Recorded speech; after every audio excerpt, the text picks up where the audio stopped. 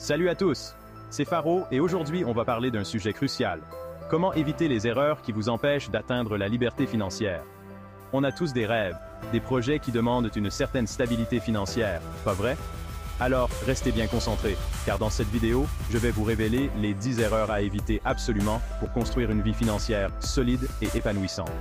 Imaginez, vivre sans stress lié à l'argent, pouvoir réaliser vos rêves, voyager, entreprendre et tout simplement profiter de la vie sans être constamment freiné par des problèmes d'argent. Si vous voulez prendre le contrôle de vos finances, investir intelligemment et construire un avenir financier solide, cette vidéo est faite pour vous. C'est parti! La toute première erreur, et probablement la plus courante, c'est de vivre sans budget. C'est comme partir à l'aventure sans carte, sans GPS, sans aucune idée d'où aller. Avoir un budget, c'est la base absolue d'une gestion financière saine. C'est un outil simple, mais terriblement efficace pour reprendre le contrôle de votre argent. Un budget, c'est tout simplement un plan, une feuille de route qui vous permet de suivre vos rentrées et vos dépenses. Sans budget, on dépense sans réfléchir, on se laisse tenter par des achats impulsifs et on finit le mois dans le rouge sans comprendre pourquoi. Alors comment créer un budget? C'est simple. Commencez par lister toutes vos sources de revenus. Ensuite, notez toutes vos dépenses, fixes et variables.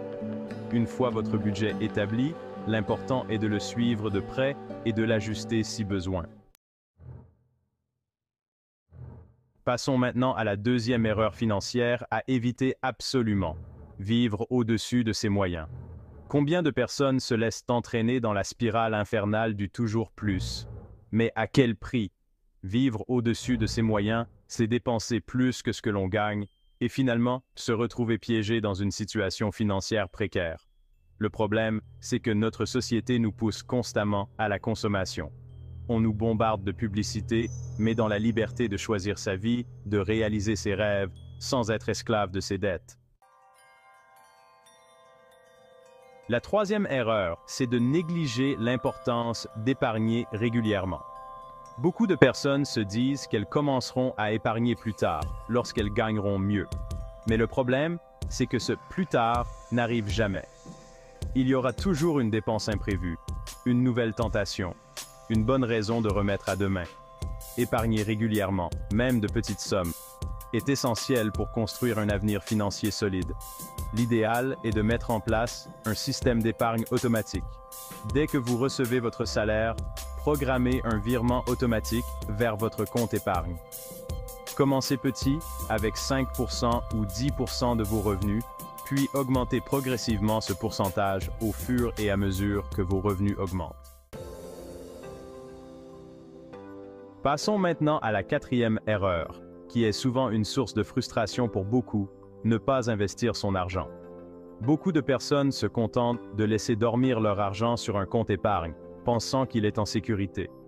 Mais ce qu'elles oublient, c'est que l'inflation, cette augmentation générale des prix, diminue le pouvoir d'achat de leur argent année après année. Investir, c'est faire travailler votre argent pour vous, c'est le faire fructifier pour qu'il génère des revenus supplémentaires.